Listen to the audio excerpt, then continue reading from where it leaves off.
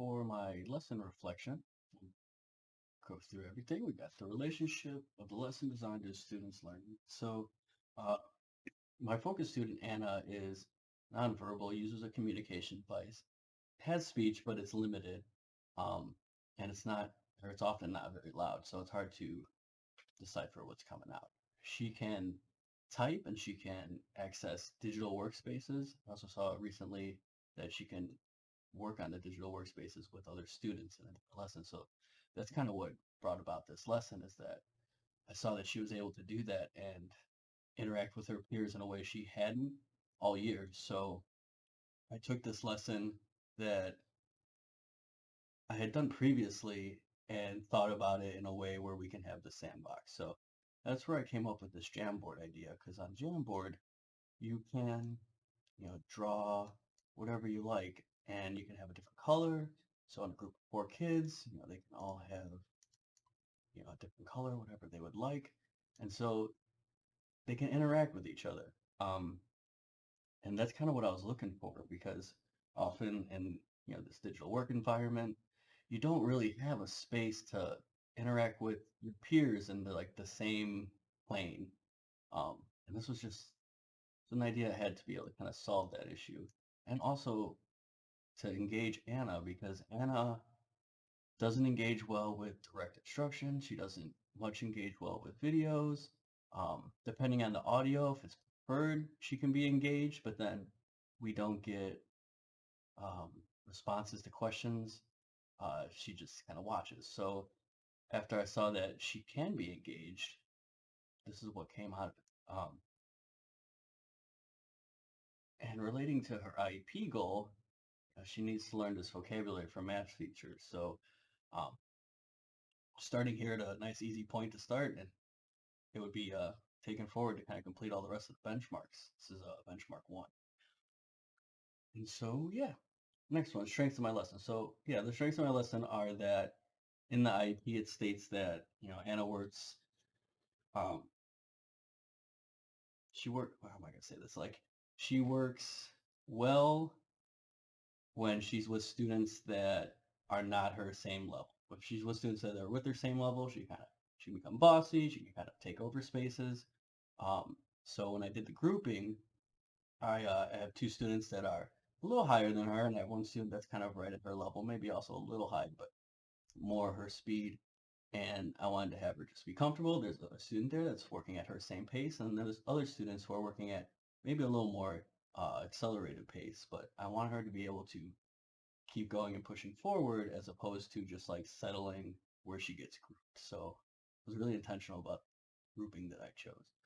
Um, Another strength of my lesson is that, it's the space where kids can interact. It's a space where they can, talk to each other, draw things on each, things, correct each other, um, like they were in the classroom, doing this in front of each other. Um, yeah.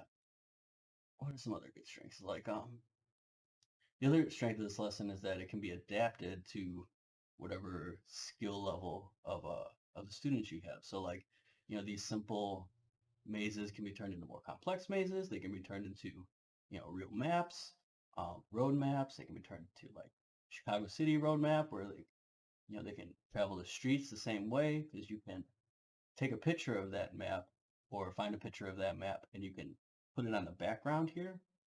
I like pardon me, a lot like I did for the maps, and they can interact with it the same way with the pen, the eraser. They can even put pictures in there, which is pretty cool.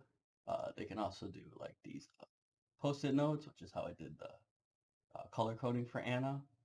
And that was another strength of the lesson I think what is good is that in her device, the pathways, um, it's more complicated to get to the directions north, south, east, and west. There's like three things you have to press, as opposed to just like two things you have to press for the colors.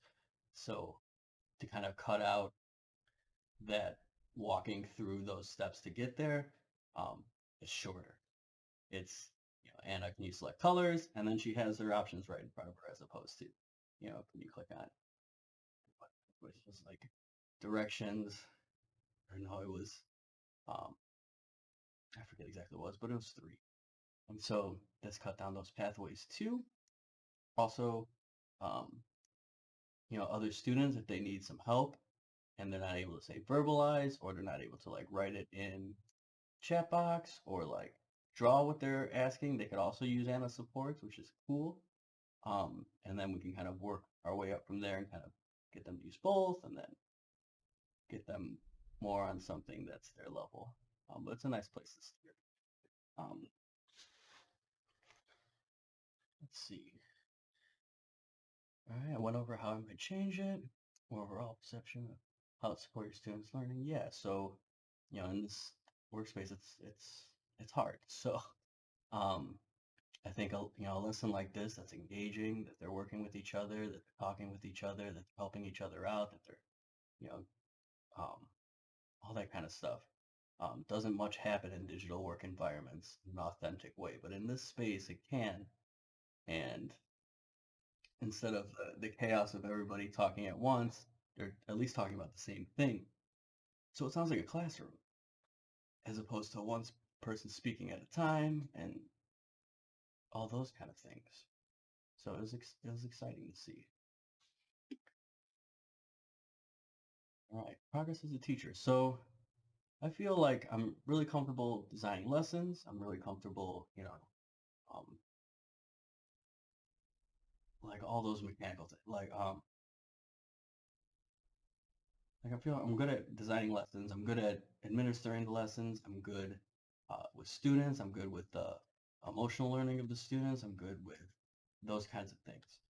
Uh, where I where I just like feel stuck is like if say all I had to do was show up to a classroom, I still don't know like how to necessarily to take attendance, or how to, when I first start and get my roster, I don't know where to look for the roster. I don't know where to, well, I know where the IEPs are, but I haven't had the chance to go in there because of the things that happen and stuff like that. So all those like kind of back end things that I feel like walking into a class you should know no matter what classroom it is. Um, I just haven't got that yet. I have asked my mentor teacher to kind of help me out with that, and she said she would, but like, with everything now, it gets backburnered and stuff like that. So I know it's something I have to keep advocating for so I can get that learning, but at the same time, like, it's slow coming. Um, and yes, so these are the materials I used, and then I also had um the Pear Deck as well. The Pear Deck is really cool as well. Let me see quickly. The Pear Deck was really cool because it satisfies um, a lot of things that's hard to do without the tools that they're giving you. So like they have slides that are interactive, they have slides that you can draw on, they have slides that you can put a scale about like how you feel, or how you feel your learning is going, or like if you need help, and there's all these things. So as you're going through each slide, you can have in between slides where you can check to see if the students are doing okay with it. They can check to see if you understood the last thing they did. And then you can go back and reinforce if you need to, or like if everybody's like, hey, that was good, you feel confident to move on. And I think that's something that Pear Deck does really, really well, because you have just so many options to get in there. So pull this up, and I always start my lessons with music because it just helps people come in, settle in, feel comfortable.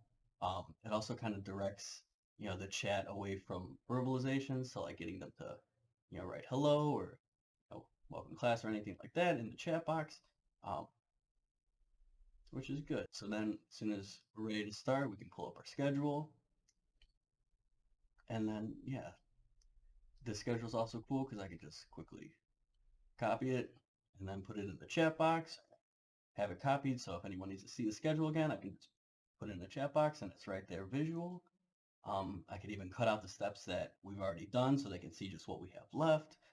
You can play with all those kind of things. And this is one of those kind of slides where I'm talking about. So like if they need help, like how are you feeling, you can put where you're at. And then this is a time where I can like take a student and have them go with my mentor teacher or a Sika to talk things out, see what we can do to help them come back, or figure out what other steps we need to take to support them. And then another next slide is like this, like what do you wonder about the topic? So just like, getting that thinking started. And this is just really cool. And then again, you can Same like on the Jamboard, you can put the background as something and then draw on it, put pictures on it, make it however you like. So you can kind of design your own slides, which is also really cool.